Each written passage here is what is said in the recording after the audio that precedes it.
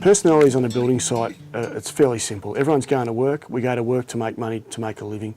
So generally, personalities are all pretty easygoing so long as everybody is happy doing their job and can do their job well, and there's no problems.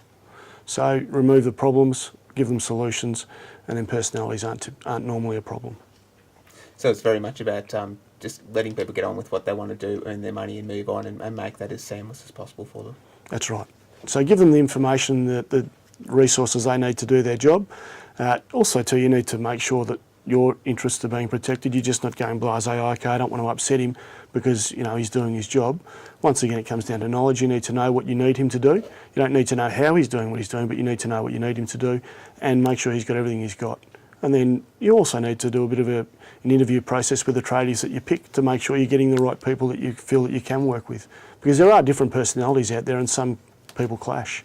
So I normally recommend that you get 2 to 3 prices for each tradie and also have a sit-down meeting and a conversation and just to see if that's a person that you feel comfortable working with. And say worst case scenario, we do have issues with maybe a trade that hasn't been finished properly, maybe there's some supplies that haven't gone in correctly. How do we broach that with the tradie? How do we say, well look, this hasn't been done properly and try to get the best outcome without upsetting people?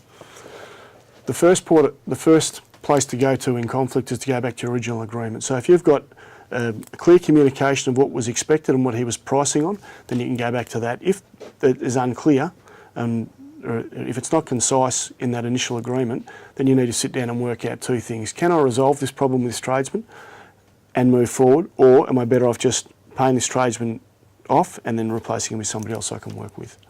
But once again, the better your agreement is at the start, the less likely you'll have conflict towards the end, or at least you'll have somewhere where you can refer back to for a solution.